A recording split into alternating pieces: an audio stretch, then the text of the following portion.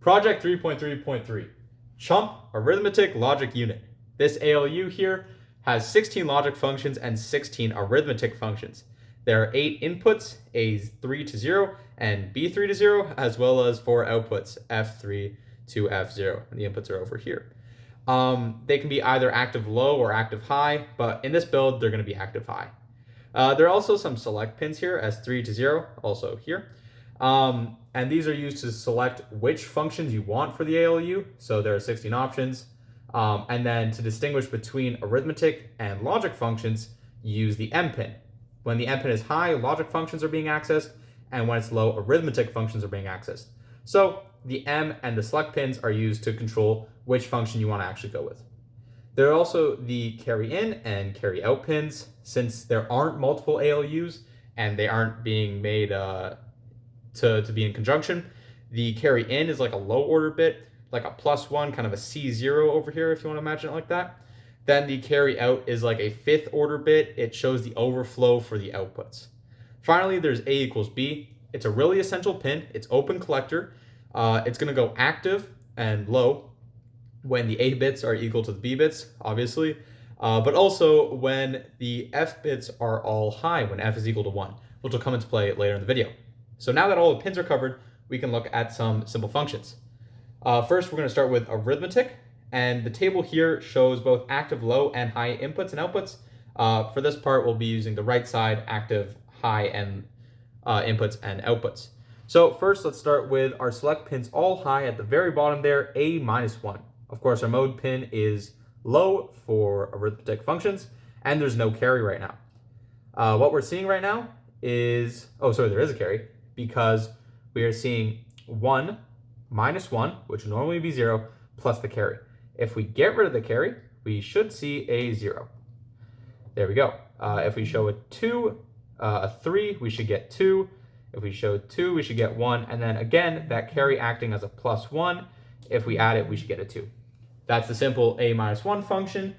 Switching to logic, we can try out F is equal to not A. So all our pins are going to be low. It's at the very top there. The not symbol is actually being cut off, unfortunately. Regardless, F is equal to not A. Right now we see the second A bit is on, and so the second output here is off. If we turn on the highest A bit, this should turn off, and there we go.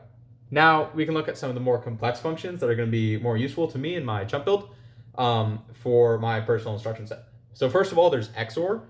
Now XOR is going to be a low, high, high, low for that right side there.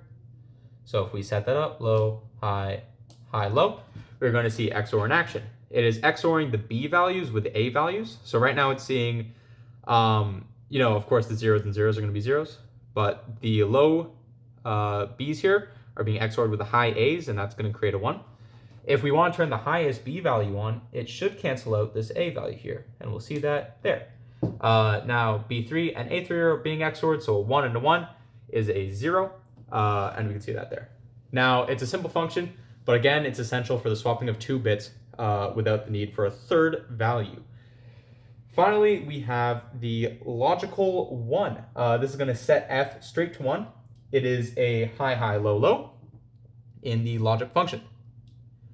And what we'll see now is that regardless of A and B, we can flip them around as much as we want, F is going to be high.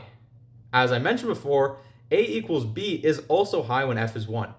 You can see A certainly does not equal B, yet our A equals B pin is high, and that's because F is equal to 1.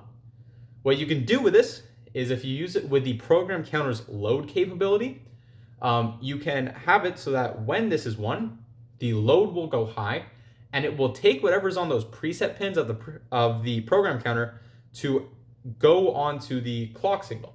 So it will go to whatever line you want to preset with this logical 1, F is equal to 1 function. You can use it for branching, repeating, and it is the base of the go-to function. With that, I've covered all I need to, as there are plenty more functions, but I don't have time for that. So thank you all, and I hope you have a great day.